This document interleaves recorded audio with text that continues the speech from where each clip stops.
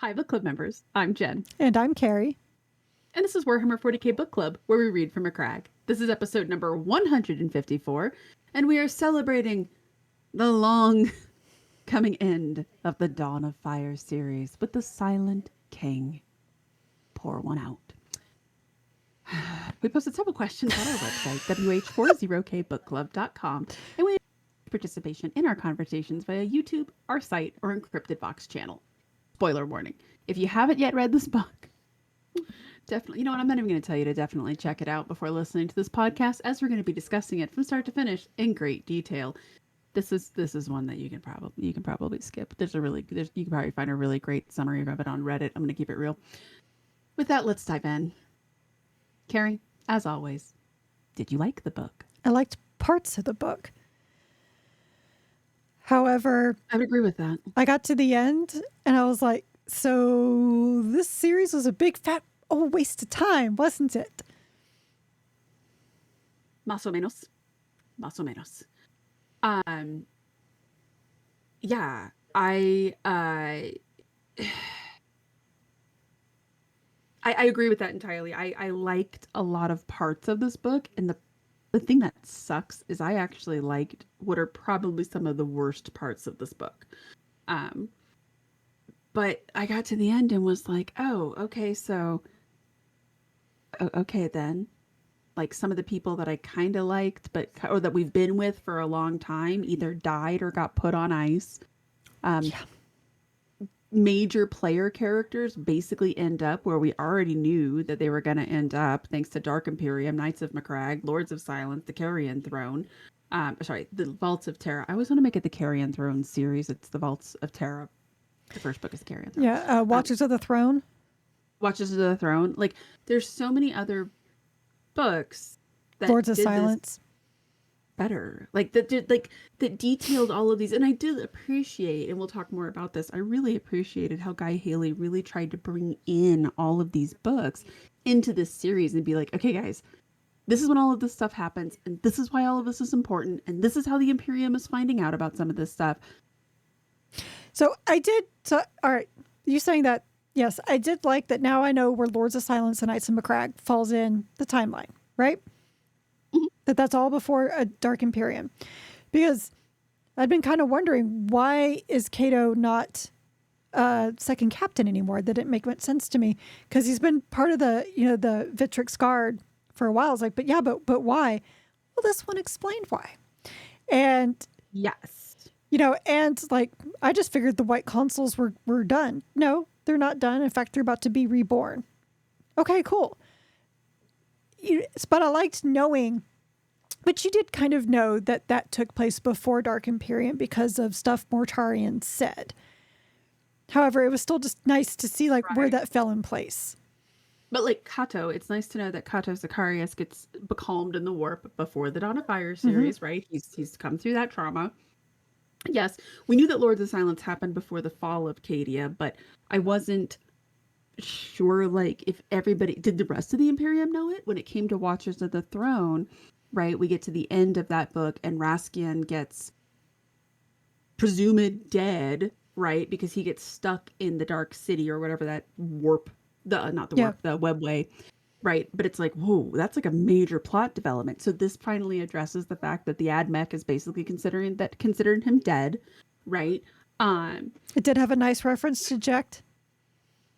It did. Yes, it had a nice reference to that. Like, I'm going to keep it real. I actually don't know if that was Guy Haley trying to be like, okay, here's where all of this goes, or if he was like, you know what? I'm going to help my buddy Chris Raid out, and I'm going to bring all of his stuff into this series. Seriously? Like all of his books. All of them. Almost all of his books get rereferenced in this book. And he threw Nick Kime a bone with Knights of Macragge. Right. Yeah. He's like, okay, Nick, I got you, fam. I don't know. Let's start with what part stood out to you? The Void Warfare. Yes, 1,000 times yes. Like, that was really, really, really well done. Like, I was on the edge of my seat for a lot of that, and all I could think of is I would love to see this animated or in a movie type thing, how this all works out, because it was just so fascinating. And there were a couple of lines that I thought were funny. Anytime Cuvo talked, was hilarious. When he was meeting with, Sable Fi on behalf of Call, and she was like, he's arrogant. And he goes, he's Belisarius Call. It's like, I mean, yes. Where's the lie, though? But my favorite line actually came from Reboot Gulliman when he's talking to Messinius. And Messinius was like thanking him for, as he put the kingly gifts, and Gulliman laughs. And he says, my father was a king. My so-called father was emperor. Like, oh. I mean, we kind of got a glimpse of that in Dark Imperium when he's yelling at Frater Matthew. And he keeps saying, your father, your father. He goes, my father was King Conor. Like, he's right. Right. His father was who raised him. Right. Connor is his father. The Emperor is his sire. Very different thing. We'll get there in a minute. I actually have a lot of thoughts on that. I liked that interaction, but I also really didn't. Some of the stuff that actually stood out with me, because you mentioned Call and Caveau, one of the things that I actually really liked, I'm so sorry, I have cat fur in my mouth. One of the things I really liked, and it's one of the slowest, like, who gives a crap parts, is when Call is sort of opining. I think that it's very clear that Guy Haley really likes Call, and he enjoys writing Call. And I love his characterization of Call. He makes him kind of that mad scientist, right? And I like when he's talking about the difference between faith and belief. Like, do you actually have faith, or do you believe? Mm-hmm. And I thought that was so interesting and so cool.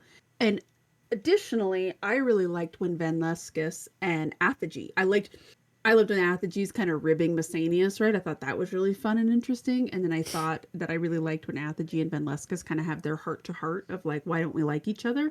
Like, let's talk it out. I thought that was all great. But it was also kind of pointless. Right. Like, it was definitely page filler. And that's why I have really mixed feelings on this, because those are some of my favorite parts of this book. And I will be the first person to admit they could have been ended it. They could have been left on the cutting room floor. Well, and I would have said no until they both died. Or, one to be died. fair, Athege is just in a tesseract. Right. Labyrinth. Well, she's, in a test tube somewhere, I guess. But there was a lot of this where I was just like, okay, why did you make me care about Van Lescus for 9 books just to kill her?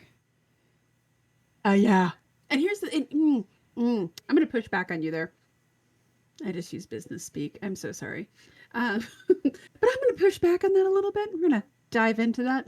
I don't know that I cared about Van Lescus until this book. Like, Van Lescus has been there. Well, she's always been a character. We've been with her. Yeah, I you're right liked that her. we've been with her. Yeah. I liked her. This book was like, her scenes feel like the obligatory scene in the war movie where someone's going to show you pictures of their kids back home. Yeah, you're dying. I actually even thought that especially when she and Athege were talking, I was like, oh, one of you's dying, if not both.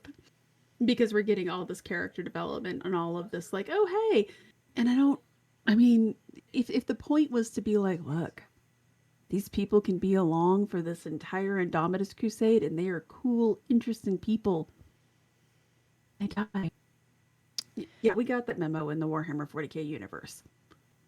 Yeah, I can totally see that. That was one thing I've even said about, Mass Effect 3.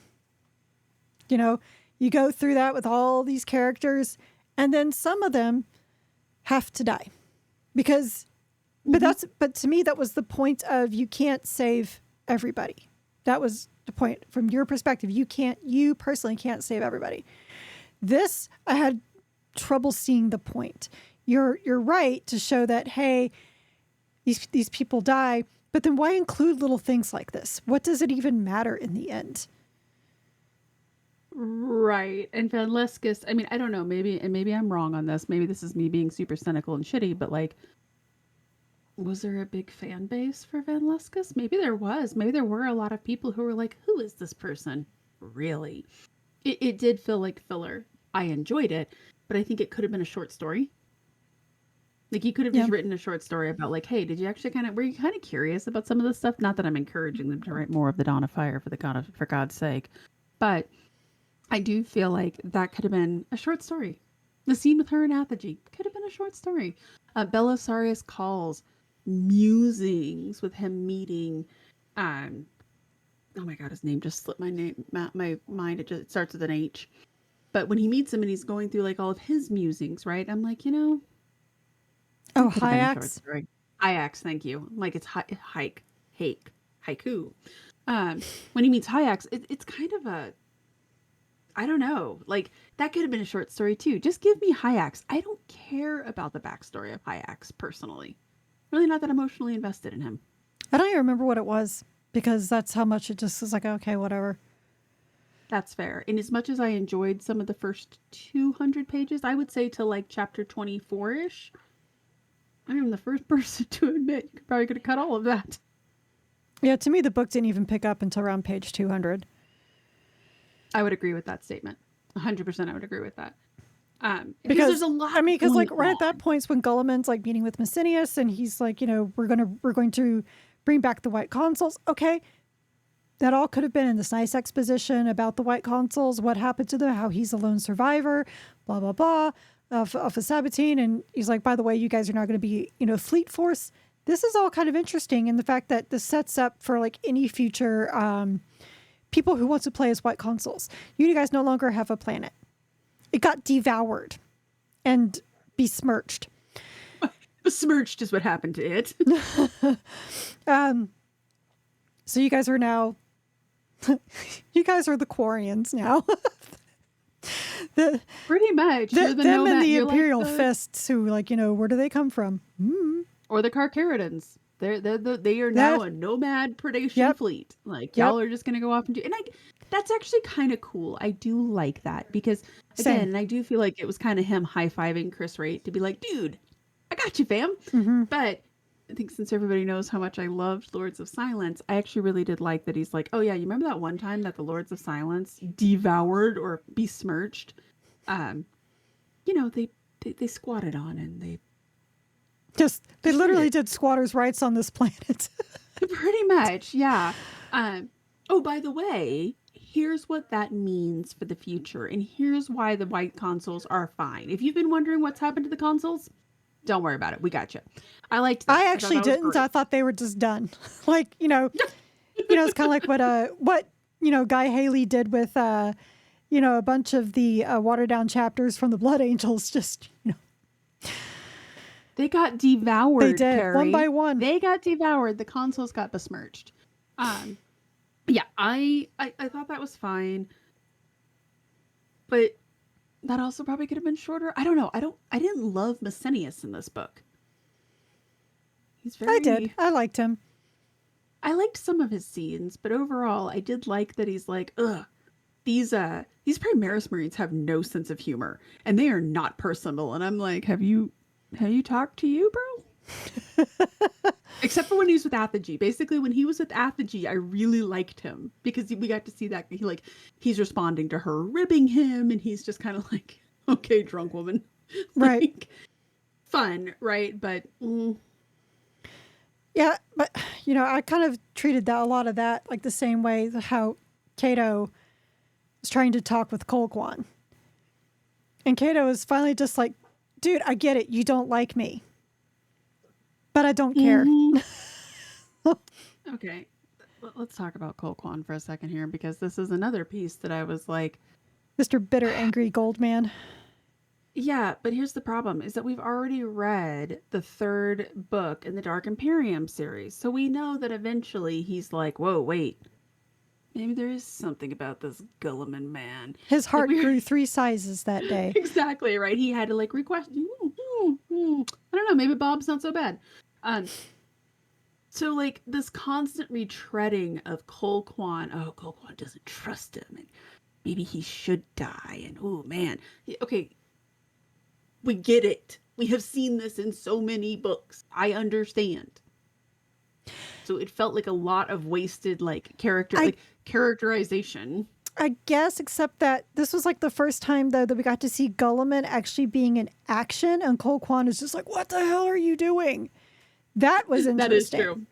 That is true. Because then he's battling back and forth with the whole, "Why are you doing this? Like, you're the hope for mankind." He's like, "God, I'm tired of hearing that." It's like, and as he said, which I loved, he said, "I'm not going to put everybody in a position where I myself wouldn't lead in." Which then made me think of Leontis and why I liked that book so much. So I was like, yes, I like these characters that are like, yes, I'm this leader and I'm the head of all these things, but what kind of leader would I be if I wouldn't partake in these same things? And and in a way, it was to kind of show Cole Kwan that he is very much the badass that the Primarchs are. But of course, like anytime you do anything, Cole Kwan's like, "Oh, it's for your glory, just like your brother." And I liked how Gulliman was able to immediately turn that back on him about why he's not like his brothers. And he would talk about his mistakes. I loved that he had the conversation about his mistakes. He's like, "Why I shouldn't have gone after Fulgrim. I was proud. I should have stayed and tried to help. But no, I had to go after Fulgrim." I do like, that was one scene that I really liked, because one of the things I think that we don't explore very often, like we kind of saw it in the Dark Imperium series, but, and I do understand this, right, is that Gulliman comes back. None of the Ultramarines remember him or contemporary with him, right? So he has become this godlike figure to them, this perfect, infallible being who knows all, right? And then when he comes back, he's just like, I mean, he is obviously way better than any of them are, but he's still just like this guy. And I liked, like, when you're talking about the battle, like, I really liked with Cole Kwan that he's like, yeah, we were still created to be instruments of war too. Like, we were not meant to just sit in a room somewhere and be like, okay, move these 6,000 people this way, and all right, I'm done for the day. Like, they very much were meant to be out there. And I do like that when he was talking through his mistakes and his failures, and just kind of watching everyone else's reaction to that of like, oh, you're fallible. Like Kato's just like, "I'm really uncomfortable right now." I am uncomfortable. Right? Because no, you're infallible. And I think it's one of the good things of being confronted, never meet your heroes. It's one of the good things about being confronted with the reality of this person that you've built into this legend. I liked that humanization. Again, there's like, I feel like this book had like 7 or 8 really solid short stories that was then tied together with a bunch of exposition. Well, so, I mean, if anyone out there is interested in more on Gulliman being human in front of Cato and his Victrix, go read Guy Haley's short story, Armor of Fate. I thought about that one a lot in this book. Yeah, well, I mean, they talked about how he hates his Armor of Fate, how he has to wear it so much. I'm like, yes, I get it. It's a nod to go read Armor of Fate to learn that he can take it off. So, spoiler, he can take it off, but that's not really the point of the short story Armor of Fate. There's much more to that if you haven't read it yet. But he talks about that there where he tries to make a joke, and the Victrix are like, "Were you making a joke, sir?" And he was just like, "Oh, I'm sorry. I'm sure in all the hegemonies about me, they never even came across that I might have cracked a joke every now and then." Well, that's because I think their response is like, you weren't remembered for your sense of humor, sir. Like, it's a good one. It is a good short story. I do feel like, and I know this is somewhat of a bold statement, but I do really like Guy Haley's portrayal of Robert Gulliman the most. I think I'm gonna say this Agreed. because I like his portrayal of him the most. So I feel like Guy Haley really understands him the best as a character and presents, and that's just, I mean, that is probably just because I like his presentation of him, but I like how he balances the godlike, the demigod-like stature with also the human side of him. It very much is what I'm like, yeah, that's exactly what I wanted him to be. So right. I always like his portrayal of it. There's And of course, I love his call. I absolutely love his call. Oh But yeah. there's a there's a lot going on in this book. If you had to pick one person's story you were most invested in, other than Gulliman's, whose would it be? Oh, that's hard. Because you're trying to make me say an Adeptus Mechanicus when you know I can't stand No, the Adeptus Mechanicus. I'm not actually. I'm genuinely curious because there was so much going on in this book. Well, it's like with Call, I can't say it's him because I feel like we already learned so much of this from the Great Work. You know, when he's talking about, you know, the Pharos on Sotha, I'm like, yes, you actually go back to Sotha and uncover it. And by the way, there's more crap going on there than anyone realized. Wink, wink, nudge, nudge. Gene Stealers, something, patriarch. Anyway, not to mention, I believe it was Guy Haley who wrote the Pharos book. If I remember correctly. Yes. Mm-hmm. Yeah. So. Oh yeah, it's all coming together. That's right. It is all coming together. I do have to say though. Well, actually, no. I'll finish that question and then I'll get back to the Pharos. But, man.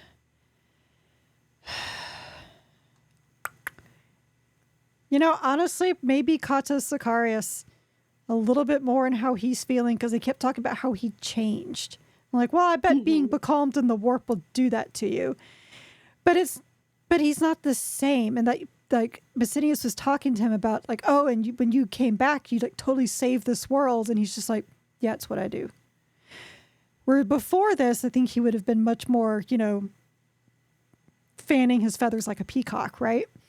So we don't get the same, it's I, Kato Sicarius, looking in the mirror as we had before. Right. I would agree with that.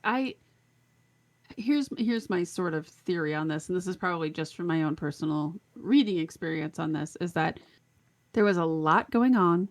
There was a lot of POV, and I really was only invested in Call and Gulliman, and I agree with you 100%. I don't think that we learned anything really more about Call.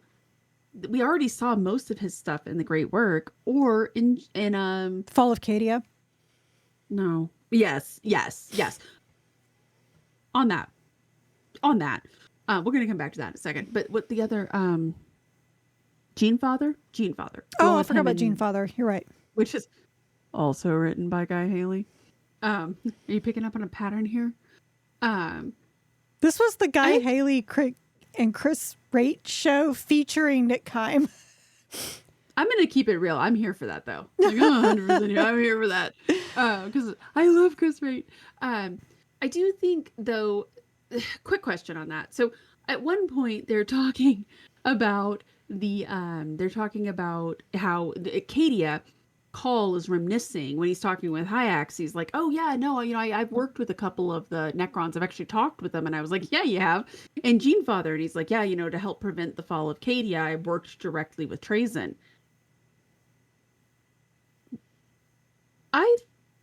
Going back on that, I thought that Trazyn had been much more, granted, I'm probably misremembering that book at this point, but I thought Trazyn intentionally made it clear that he was not, like, tried to make it so that nobody knew he was involved in that, because remember he went and he like changed some of the plugs and stuff. But he did talk to Call. There was actually a very big conversation that he had with him. That is right. Because then he tried to take Call home with him, put him in his pocket, and he traded him. And he talked his way out of it because that's what Call does. Because I remember him mentioning that, and I was like, wow, man, I did not think that was in the Fall of Cadia book. And then I remembered, you're absolutely correct. Just now, that is in the Fall of Cadia book. Because, yeah, he has, you know, Creed in a box somewhere on a shelf. I did, but I don't think we learned anything. Like, again, I don't necessarily know on a character level that this progressed the plot any. Well, no, for any of these characters. All right, so we knew nothing was going to happen with the Silent King because of the campaign, right? Correct. Also, there's the plot armor for the Silent King because of the campaign. And I would say we know that there's plot armor for Gulliman because Dark Imperium, right? Mm-hmm. So we knew nothing was going to come of that. Was it cool when the Silent King like made his appearance? Sure. But I knew nothing was going to come of it. It was kind of like, oh my God, what was that book we read recently where it was the same thing, this big old confrontation? Oh, the second Dark Coil book. You know, Yes. yes. So the big confrontation with Farseer, we knew nothing was going to come of that.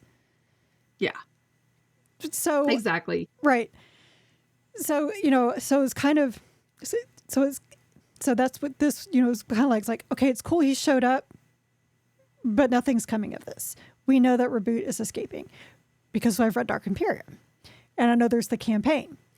So again, and then Call wasn't able to use the technology to close the Matrix, the Cicatrix Maledictum, which we knew he wouldn't, because again, we've read Dark Imperium. And I mean, not just Dark Imperium, but other books like afterwards.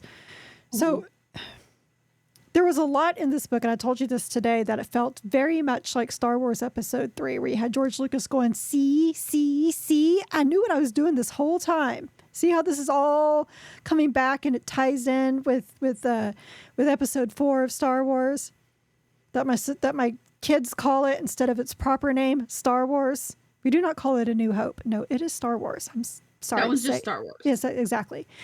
Literally just Star Wars. But that's kind of felt what a lot of this was.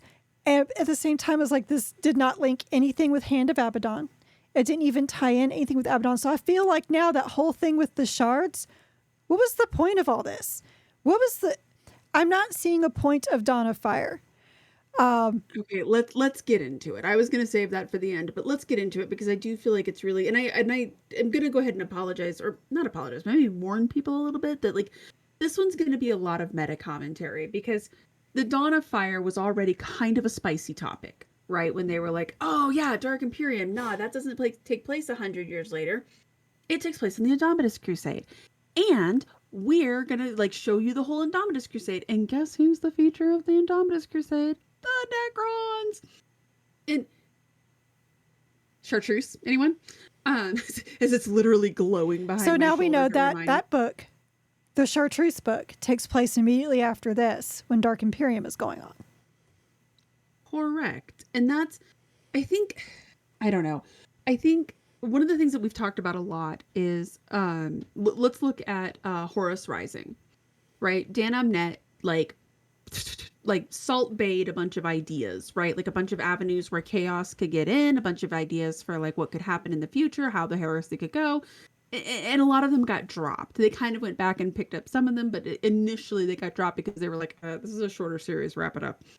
I feel like this time they really wanted to say like, okay, let's set the stage for this new Imperium. We have Robbie Bobby back. We have these new Primaris Marines. Belisarius Cawl has introduced all of this brand new technology.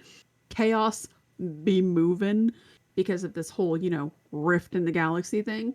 The Necrons are a problem, and there's just all this other stuff going on, right? So let's do a series. And you and I have said this since the beginning, that they lost the plot in the attempt to put so many little seeders and feelers that somebody could like pick up a book and go write about. I feel like the Ring of Bucharest, right? I was actually kind of excited about that because I was like, ooh, the Age of Apostasy. We don't really talk about that very often, other than like that was a thing that happened, right? Like, let's bring that into this, and let's maybe have some stories that are detailing. Oh no, never mind. That was never mind. That didn't work.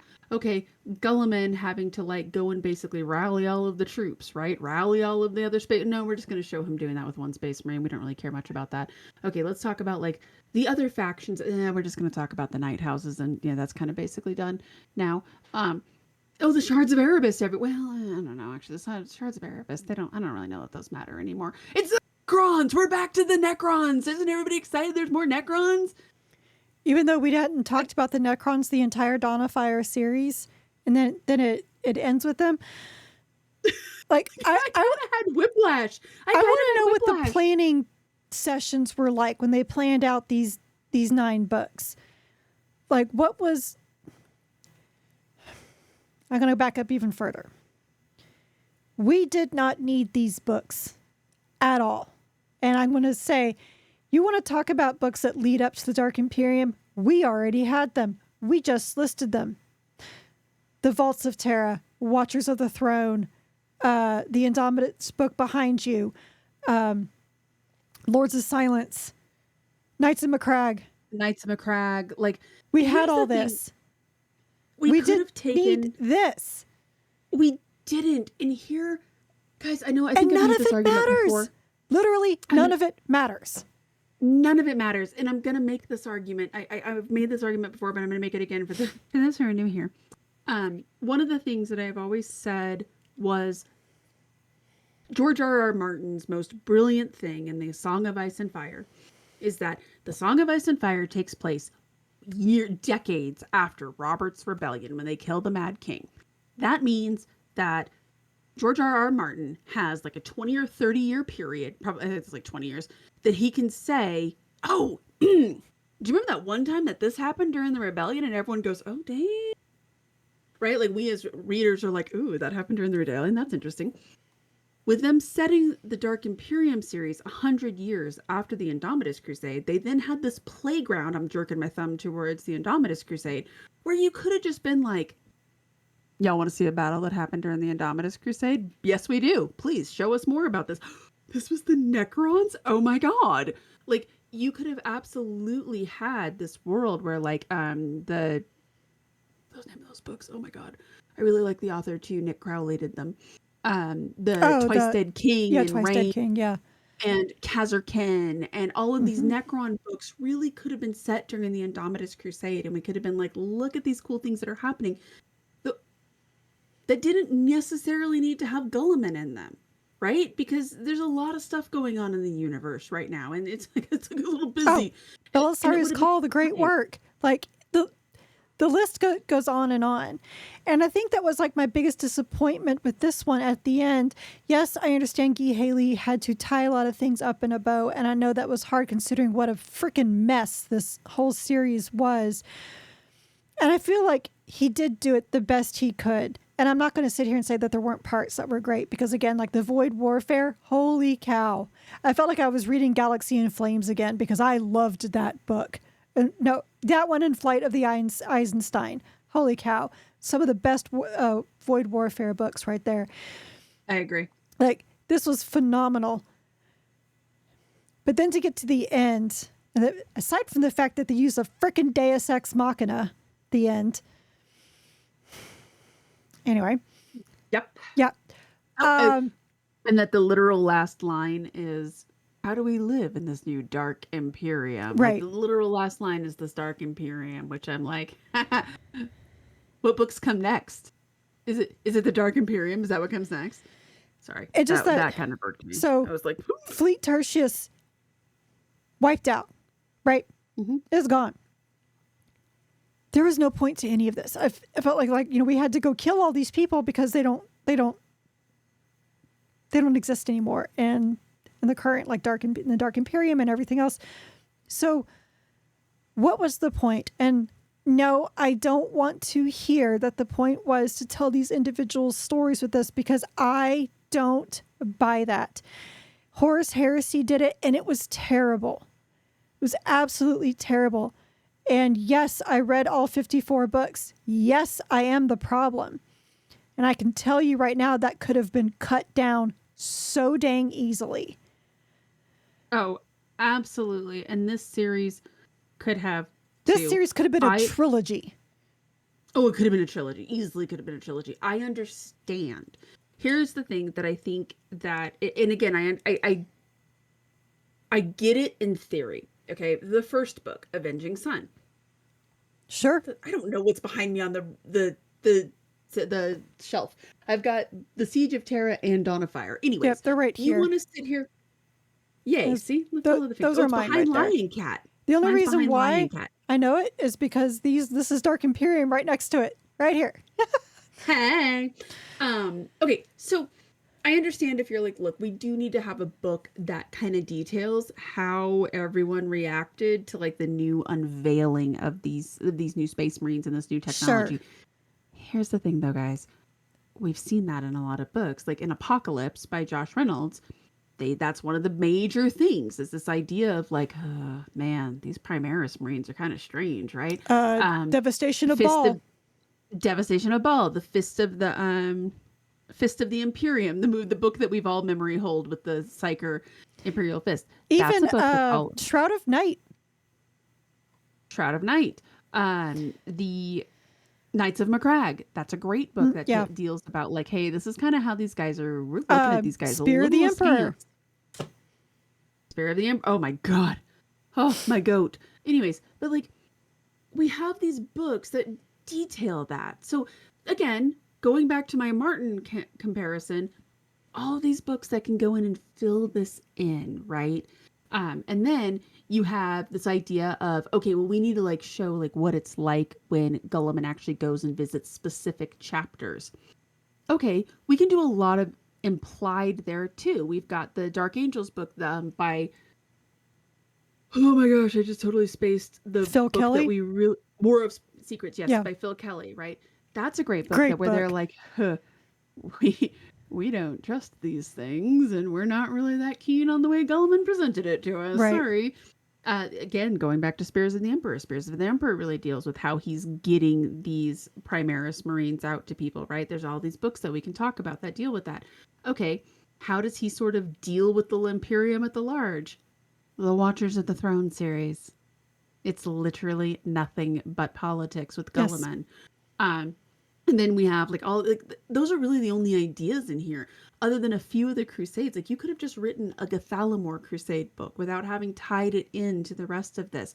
Sea of Souls. 100%. Because honestly, Yeah. because the way the Galthalamor was like so spread out and some of it was so ridiculous, I memory hold a lot of stuff that happened there. And I know that was, especially in this, ended up being pretty important, but that could have been its own story. It could have been its own story that was just like, hey, by the way, this is a crusade that happened during the Indomitus Crusade. Kind of cool, huh?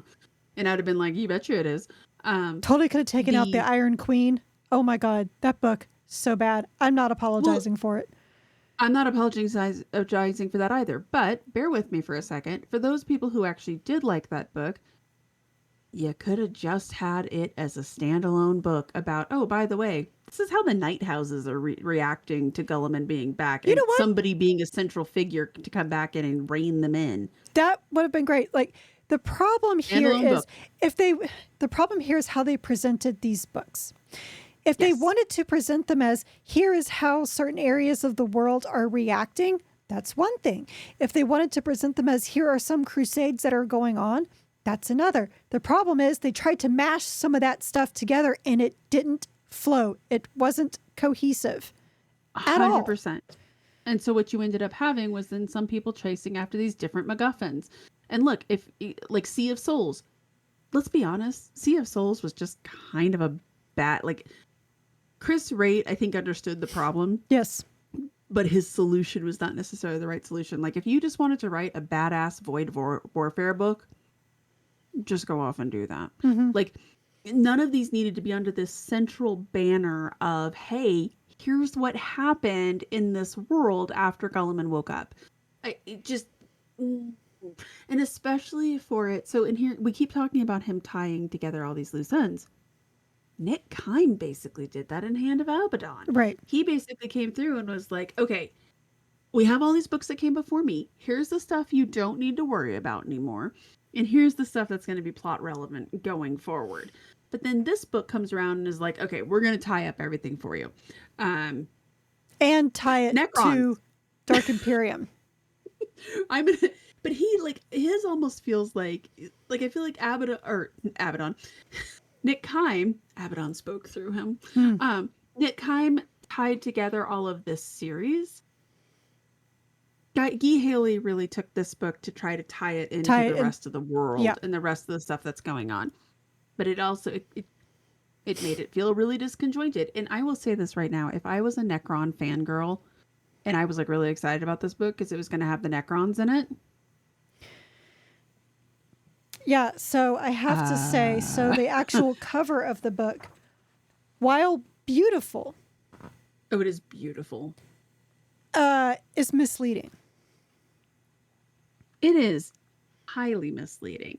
And I do feel like this is maybe me being snarky and grumpy, but I felt like a lot of this book was like, man, The Necron's technology is better than the Imperium.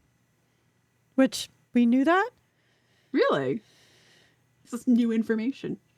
I did not love that. And again, if you're a Necron fan and you want to know what's going on with the Necrons, well, look at that. Twice Dead King and Reign. Look at that. Indomitus. Where's Kazarkin? Kazarkin's somewhere over here, probably.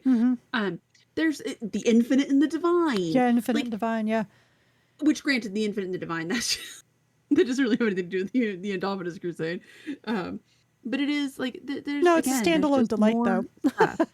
And going back to my, like, finishing out my Martin point in my analogy, this is why the Martin series is never going to be finished. Because after he finished Storm of Swords, he was like, okay, we're going to jump like 5 or 10 years in the future.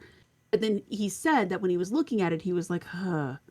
Because we got to go into a book signing for Feast of Crows, and he talked about this. He's like, well, I don't know. It felt like it was going to be kind of lame to have a bunch of people just standing around going, well, been pretty quiet for 5 years, but we think brewing. And so he decided to go back in detail, like immediately after Storm of Swords. And then he met writer's block, because now you have to detail every single event. Well, because he wrote himself into a corner. And he wrote himself into a corner. And I feel like this is indicative of the Dawn of Fire. Like, oh, no. We got to go back and detail all 100 years.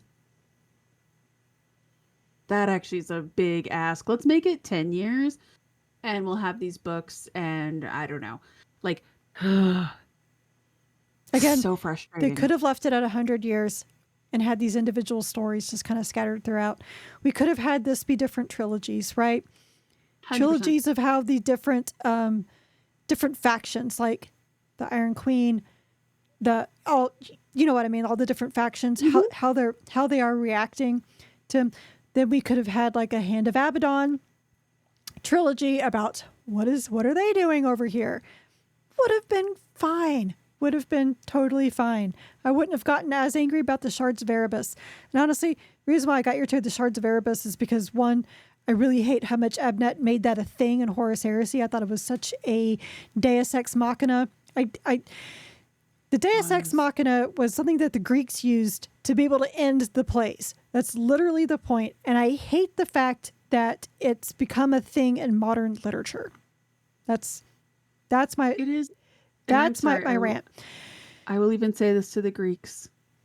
It's lazy. Oh, it is. Ooh, we got to wrap it up. Whew, okay, yeah, here you go. Yeah, so the gods came and took them away. The end. Yeah. The gods, Athena came down and basically told everyone to play nice. Yes. And, okay, cool. So much of this feels, yeah. Sorry, continue. Yeah. So, but that's how I feel at Shards of Erebus. But the fact, if we had like this trilogy about what Abaddon was up to, what he was doing, it would have been fine. Like, okay, I could see where this is going. Sure.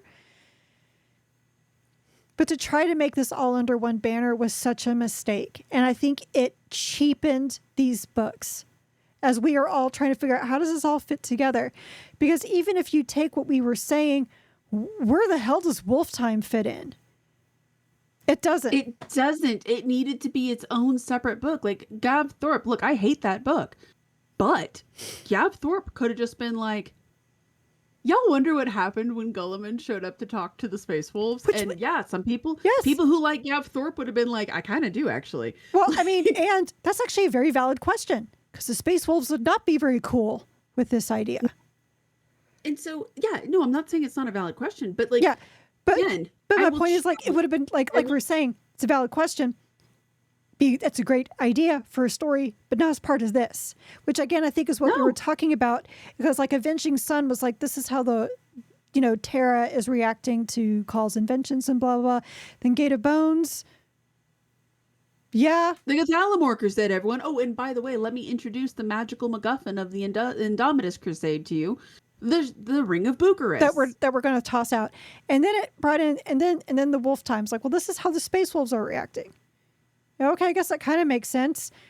And then we go to Throne of Light. It's like, okay, so now we're back to Gathalamor. And then now we're going back to, the Queen is sad. And now we're swinging back this way. It just was, it's like, I don't even know what's going on here. It was a whiplash series, and I will honestly challenge anyone. I would happily have an Oxford style debate. This does not. Tonally, none of this fits together. And tonally, none of it works as a narrative. There is no central narrative structure to this series on Yep. the whole. And if somebody comes in and is like, oh, well, it's after Gulliman awoke, that is not a narrative structure, my friend, Nope. because guess what? Literally everything in this universe is after Gulliman woke up. There is before Gulliman awakens, BGA, Yep. and then AGA. That's the time period now. Everything is before that and after that. Or I guess maybe before Destruction of Cadia, BDC and Sure. ACE. But I mean, even the Horus Heresy, all 54 books, had a common theme. It Right. connected. Correct. So I'm sorry. If we were reading these books like individually, I probably wouldn't be so harsh on them, to be totally honest. But the fact that agreed. that we're trying to make this like a series, I give this an F. I can't even give it I can't even give it a pity C for effort. I can't either. And my favorite book of this series was Gate of Bones. I loved Gate of Bones, with that one exception at the end there. But like, I would have loved it you could have just done Gate of Bones. And that's the best part about these books. You wouldn't even have to change the title, just rip off Dawn of Fire from them. Gate of Bones, would have really enjoyed that book. You know what? I might have even been kinder to Iron Kingdom. But it was but wait, how does this deal with anything? And because we kept leapfrogging over magical MacGuffins, and the fact that there was a magical MacGuffin, and then the whole time, and I think we've said this, like, I imagine if we were to go back, I should feed all of our podcasts into, like, Gemini and be like, how many times does Jen talk about the fact that, wasn't this about the Necrons? It wasn't the whole Indomitus Crusade about the Necrons. I understand there's more going on in the world than just the Necrons, but, like... But that's why the campaigns were set up. Yeah, the campaign, it was about the Necrons. And so we have one book that is not even in the Dawn of Fire series, by the way, which... BT dubs. Maybe I'm high and misremembering, but I thought after, because I do remember Dawn of Fire, and then they were like, Dark Imperium, and then they were like, no, sorry, we're going to retcon it. We're going to release the Indomitus Crusade book, and then that's going to pave the way for Dawn of Fire. Yeah, it didn't. It takes place after. So. Guys. And I think the other problem that I have, and not everything has to progress everybody's story, right? Like Belisarius Call's story doesn't necessarily have to be progressed meaningfully, right? But we have read other books that had something happen to him. Genefather progresses his plot a little bit. The Great Work progresses his plot a little bit. This kind of feels like him spinning his wheels because we see him in all these other books. Same thing with Gulliman, right? We see him. Kato, same thing. I don't really know that I was going to say I don't know that I understand how it fits in, or maybe I just don't like how it fits in. You know, I'm actually really now wondering, listening to you, that I was, thinking about, how the Dawn of Fire itself, has a nice death at the end. I almost wonder how much that was symbolic for Guy Haley, just to be like, you know what? We kind of mentioned there was a ship called the Dawn of Fire somewhere in there, and now it's dead, and so is the series. The end. Did you give it a Viking funeral because it would kind of meandered all over the place? If these books weren't so expensive, I might consider giving them a Viking funeral. But they look too pretty on the shelf, Oh, they look so classy on the shelf, you guys. I like the fact that I have all of the Siege of Terra books up here, and then I have all the Dawn of Fire. It looks very handsome. It looks like I have a big girl library, and then you see Chartreuse over here with a green light above it, no less. I don't know. I'm kind of pissed. My general reaction at the end of this was that I was kind of pissed because, again, I'm really dwelling and doom spiraling on the fact that Dark Imperium was a great series. It's fantastic. They had this entire timeline before that when they could have faffed about with the Necrons. You could have had all of these books that took place in there, and we all would have been like, oh, yeah, that's crazy. Look at the whole time that happened between there. Oh, my goodness, that explains a lot. and it would have been fine. Yep. And I think, again, people, my my initial thought, being in the software industry, and this is kind of a shout out to our friend Blake, my thought when I got to the end of this series was that product did not do a good job of detailing requirements, and project, for you, Blake, project did not do a good job of keeping everyone on track and in the loop about what was moving. This was a waterfall project, not an agile project. And everyone was working in a silo. Oh, 100%. Everybody was working in a silo. Talked so much about how they were all in communication and they were all working. Well, then you guys, like, I would stop saying that, because if that is the case, you suck at communication. Suck at communication, and you did a great impression of not talking. So I would just stay with, okay, you know what? Yeah, we were kind of in our silos and everyone had their marching orders and we didn't really talk. Because then I'd be like, I can tell. Yeah, that makes a lot of sense. It's like if anybody watched, I think we all watched during 2020, if anyone watched Making a Murderer on Netflix, if the police in that did not frame that guy, they did the best impression of it. Same thing. If you didn't have, or if you did have like project on this and we're in communication, God, you gave a great impression of not having done that. I'm just mad. I'm not mad. I'm disappointed. Oh, the parent response. That's right. I'm not mad. I'm just very, very disappointed. Actually, I get a little mad in some places. Dark Imperium was so good, and all these other books were so good. And we could go through and we could talk about all of them. And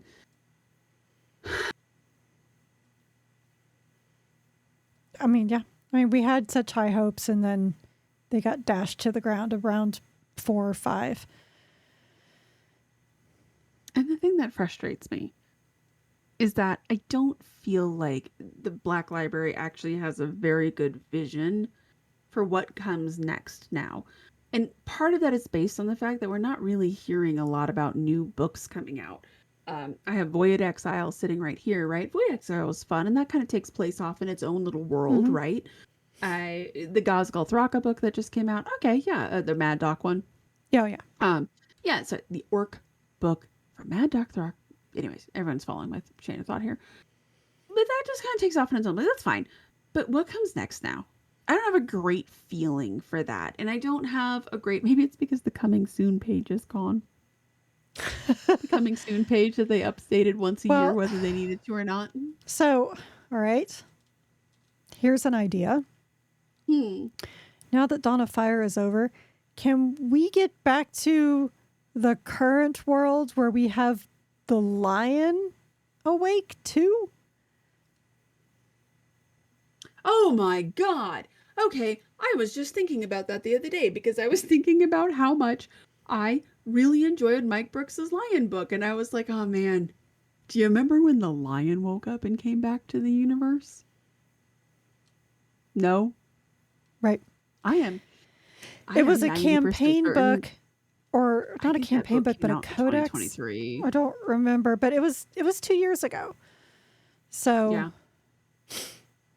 I mean, did he go back to sleep? Mayhap.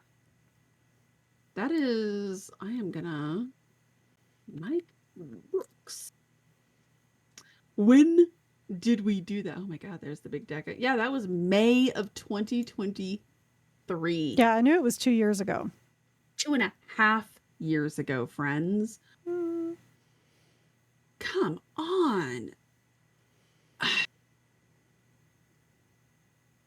Again, can we just have like stuff? Can we get back to having an idea? And granted, I know that it's not necessarily the Black Library's fault. I know they really are at the behest of Games Workshop, and Games Workshop has like this, right? They have a publishing schedule of their own for their campaigns and stuff. But guys, books take a while to publish, so could we start getting stuff that, again, even if it's just like, it doesn't necessarily have to progress the plot, but just fill out the plot and like, what the hell is the lion doing? Like the Space Marines Battles books, for example. They weren't progressing anything, but they were damn good, bolter porn stories. We can have some more of those. Or I Yeah. don't know. What about the crime series? We could have some more of those. What about the crime series? What about the horror series? What about like any number of the started ideas and then promptly discarded? Yeah. Yeah. I feel like they really kind of put their, I don't know. I think with the Siege of Terra ended, I think there's probably a lot of focus on the old world because they've said that they are going to do not the fantasy old world, but the post heresy world, because they have talked about doing a series that takes place after that, right? After the siege and after like okay, great, I guess. Can we just do stuff in the 40k universe for the love of God? I mean, Please? what it Can we seems like just- to me, like right now, just from what I've seen from Black Library releases, is that a lot of the big focus right now is on Age of Sigmar, which is And I do which is fair. understand that. Which is fair because they've been shunted to the side for a while. Yes. I'm However, actually going and grabbing them.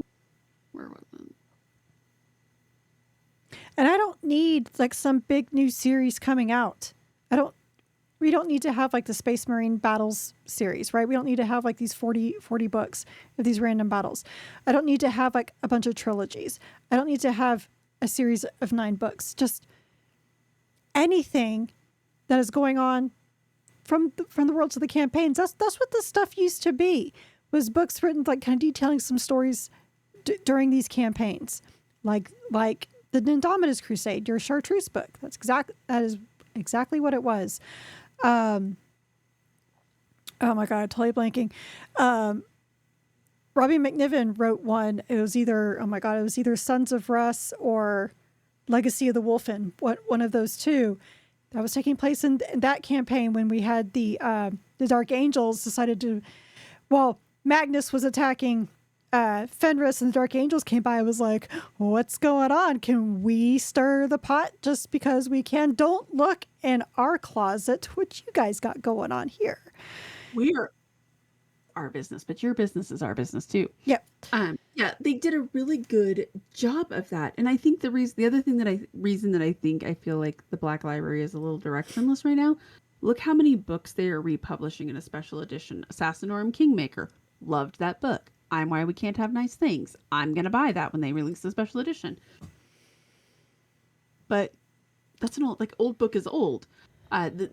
They just re-released Lords of Silence with a special illustrated annotated version. Old book is old. A Dead Men Walking they republished. Armageddon. Look how nice that I know. looks. No, I'm not. I'm just saying. I'm just pointing out old books that they've republished, No, like you're Armageddon, totally right. Katie and Blood. The list goes on and on. Even the Severina Rain book. Like, where's that sequel? Where is that author? I actually feel like it's also been really oddly quiet from some of the authors. Like I have heard It's been quiet from Guy Haley until now. Oh yeah, we haven't really heard much from him. Chris Raitt, nothing. Chris Raitt, Donde Estás? Graham McNeil. Yes, Graham McNeil. Remember that one time that he had a book coming out in the character series? Mm-hmm. Where is everybody? And is everything okay over there? I don't know that I know the answer to that question. I'm not sure I want the answer. I'm not Scares sure I do me either. It is a little frustrating. Although we also haven't heard anything from John French lately, so thank goodness. Oh, don't worry. No, we already know what he's working on. He's working on the 6th Ahriman book, so don't even worry about that. Okay, you know what? I forgot about that. That was dumb of me. Sorry, I forgot. Yeah. Dan Abnett can write nothing, as far as I'm concerned. His time is done. Oh, but darling. Oh, forgot about Pandemonium. How did you forget about the third Backwin book coming up? Because I hate that series. With the passion of 1,000 fiery suns. Same. Flames. The side of my face. On the side of my face. Yes. Heavy breathing. Yeah. Not... It's a little frustrating. And I think now we've gone down like a doom spiral here, but I'm gonna say that I'm really glad that we're done with this guy, and I'm excited Yeah, we're to go done. into the Wayback Machine to find something enjoyable.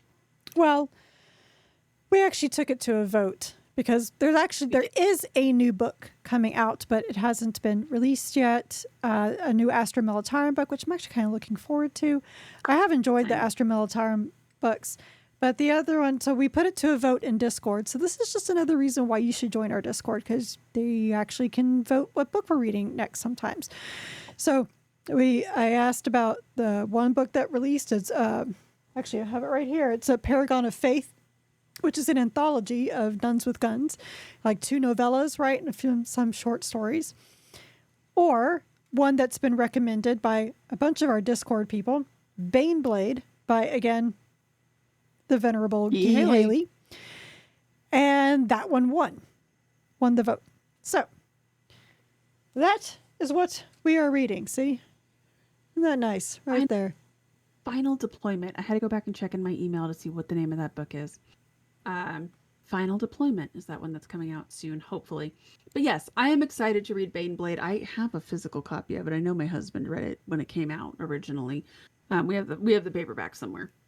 Yeah. So, by the way, if anyone has the paperback and they're looking to offload it and maybe make a few $100, there's a copy on Amazon available for over $1,000. So, you could probably sell yours for obviously not $1,000, but I bet if you put it up there for 200, you might get a bidder. You might get somebody in on that. Yeah. Along those lines, it's really fun to go through eBay and look at some of the books. But yes, Baneblade by Guy Haley. Take us into some, I don't know, good mech stuff. I like a good Baneblade. I mean, tanks. Tanks are cool. Y'all. We loved Steel Tread. We did love Steel Tread. So that's what we're reading next time. Out, Carrie? Yeah. So Baneblade it is. So you've listened, but that's next time. For this episode, you've listened to the Warhammer 40k podcast regarding the last book of the Dawn of Fire series, The Silent King by Guy Haley. And he was very silent. And not just in the fact he didn't talk for himself, he just was hardly there. So maybe the non-existent king or the hardly there king, regardless, he was silent. He wasn't really present. But we are an unofficial book club and not affiliated with the Black Library or Games Workshop or any of its affiliates. You can find both the vidcast and podcast on our website, WH40bookclub.com. If you like this episode, please like, subscribe, give a review, and all those wonderful things to the vidcast on YouTube, Spotify, or Rumble, or the podcast literally anywhere you can get podcasts. Again, come join the Discord. You get to vote on what books we read. And people post really funny memes. Like, I'm really, really enjoying the memes because I haven't been to Reddit in forever. So now I feel like I don't have to go to Reddit because you guys bring it to me. Thank you. I like being lazy on the internet. Our site also has articles about our adventures in reading other Warhammer 40k books outside the book club books, so please stay a while and read from a crag. I would say I'm Alfarius, but man, talk about a group who hasn't done anything lately. Andy Clark, I need more Alpha Legion books from you. Oh my gosh, please. More Shroud of Night, y'all. More Shroud of Night. Less Renegades Harrow Master. I'm sorry, I did not like that book. I didn't love that one. I really didn't. Not one of my favorite. Mm-mm. You know what else was not our favorite? Dawn of Fire. Get you some chartreuse, though. Yes. Get you some chartreuse. I mean, hey, even I'm kind of doing the chartreuse thing today with my mug here. Hell yeah. All right. All right. Good night, everybody. Good night, everybody.